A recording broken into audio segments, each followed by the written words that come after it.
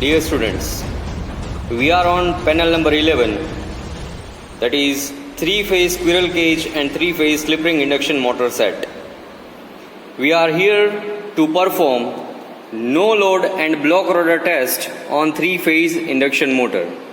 So this is going to be the setup which we are going to use to find out different equivalent circuit parameters of 3-phase induction motor, and by performing same experiment we can have or we can plot the circle diagram of 3-phase induction motor.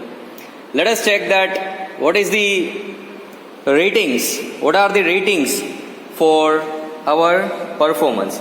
We are going to use squirrel cage induction motor.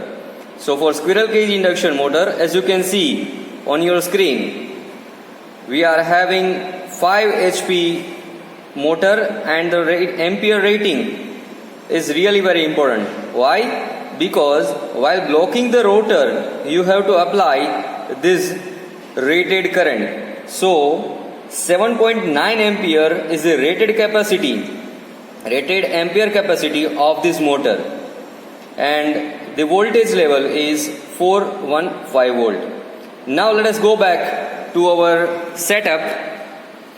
Now we'll just learn what is the exact arrangement for performing this experiment. As you can see, this stator is delta connected. The supply is connected with one ammeter, and that ammeter is connected with 2 voltmeters. Initially, 1 voltmeter will give negative reading. So for that, what we have to do is, we will change the terminals of connection. By changing the terminals of connection, we will get positive answer. But while calculation, we have to consider it negative. So this is what we are going to have for our 3-phase induction motor no load and block rotor test. Right now there is no load connected with the system. So initially, while performing the experiment, the system will be considered as no load test, and during this test we are going to apply rated voltage, and during that period we will take 3 to 4 different readings to plot the graph, and by plotting that graph you will be able to find out no load, friction and windage losses. So this is what is all about no load test. And for block rotor test, if you observe our setup, here we have to block the rotor.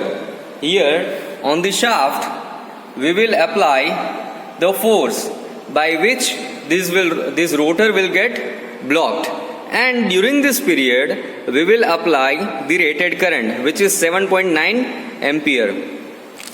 This setup consists of one squirrel cage and one wound rotor motor. So this is what all about our experimental setup and for 3-phase induction motors no load and block rotor test. Yes.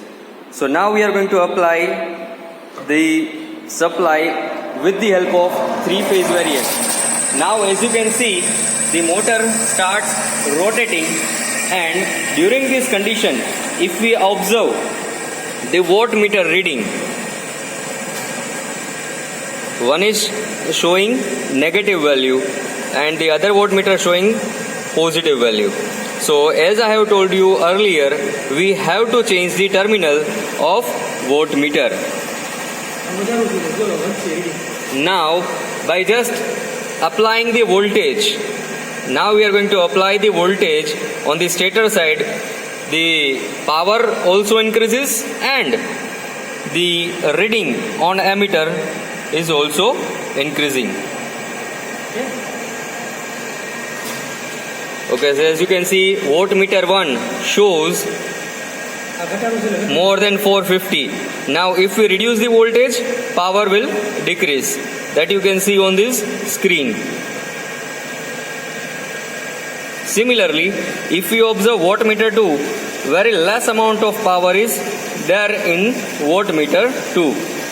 Similarly, as we goes on increasing the value of voltage, it will increase the value of power as well.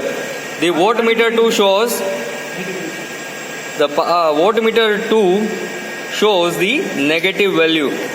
If you see 30 or 40 volt, then we have to consider this as negative 40. Here we have blocked the shaft. Now we are going to apply the power till the emitter shows 7.9 ampere current rating. Why 7.9 ampere? Just because the squirrel cage induction motor's rated value of ampere is 7.9 ampere. So this is the way to block the rotor and to perform the block rotor test. Now by applying the power, now as we goes on increasing the value of power, this ammeter, if you see ammeter over here, it will show 7.9 ampere value. Now we have just applied the power and the value is 8.4. We have to just reduce it. 7.7, okay, it is 8.5. We have to just decrease the value. It is near about 8. Now it is 7.9. So while applying the 7.9 ampere, the value of power is 300 plus watt, and the other reading I will share the value of readings while performing this test.